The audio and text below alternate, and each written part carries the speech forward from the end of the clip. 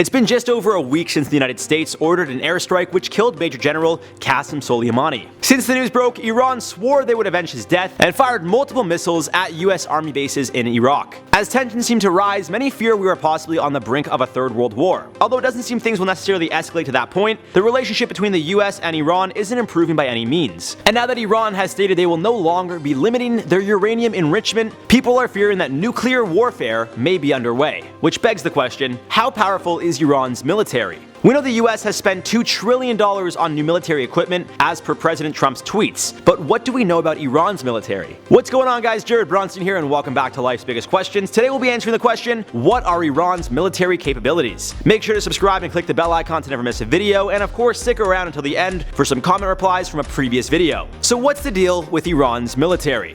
Do they have nukes? Are they going to declare war on the US and pull out some weapons of mass destruction? Let's find out. In 2015, under the Obama administration, the US government believed that Iran had enough nuclear material at their disposal to create nuclear weapons in just 2 to 3 months. This fear birthed the nuclear agreement that President Trump withdrew from in 2018. And since the killing of Soleimani, Iran has said they will no longer be bound by the restrictions outlined in the agreement. They did, however, say they will still allow international inspection on their nuclear facilities and have claimed time and time again they do not intend on creating nuclear weapons. So we could breathe easy knowing that Iran does not intend on nuking the United States or neighboring countries anytime soon, or at all. However, unlike conventional militaries like that of the United States and Canada, for example, Iran has two militaries. The Artesh, which is the regular military of the country, tracing back to the 1920s, and then there's the Islamic Revolutionary Guard Corps, aka IRGC, which was created during the 1979 revolution and brought Ayatollah Khomeini to power.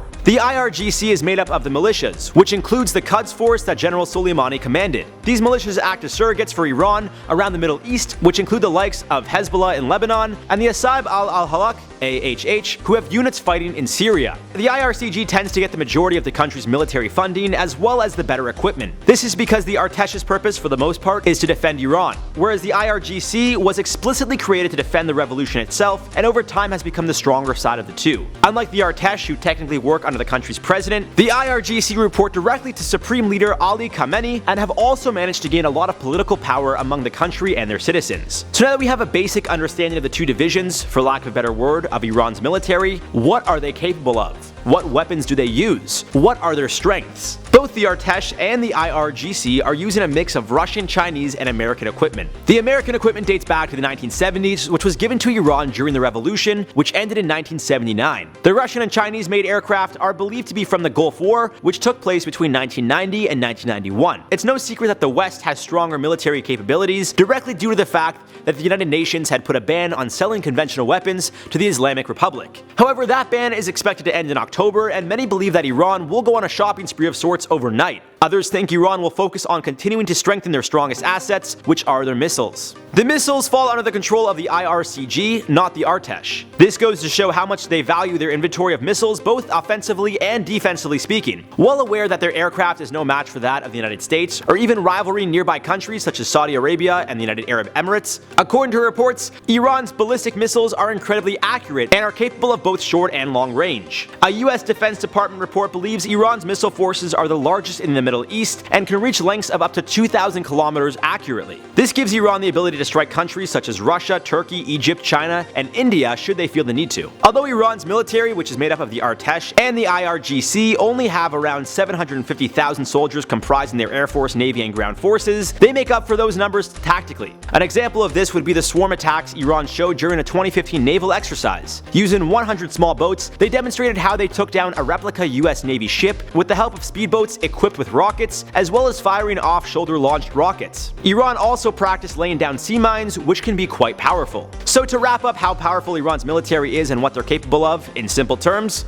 they're adaptable. In comparison to the United States, they may not have the biggest or most powerful machinery or weapons, but they make up for their lack of power with planning, Due to the fact that Iran is well aware they aren't nearly as powerful as the US, which they've openly admitted, they've found ways to adapt and still be seen as a threat. Although they claim they don't plan on building nuclear weapons and are allowing international firms to check on their nuclear facilities regularly, they are certainly capable of getting the necessary tools to create such weapons. Aside from this, boasting such a powerful and accurate ballistic missile system, which appears to only be getting stronger as the years go on, Iran has given themselves quite the advantage when it comes to fighting on their own territory. Now hopefully the information provided in this video will put some people's minds at ease. Iran isn't planning, nor are they capable, at least that we're aware of, to nuke the United States. In fact, it seems their missiles wouldn't even be able to reach most of Europe, let alone touch American soil. With that being said, the weapons they do have readily available seem to be more focused on defense, or at least fending off those who come to fight on their territory in the Middle East. And given the fact that they have found ways to adapt and make themselves a constant threat against a country who spent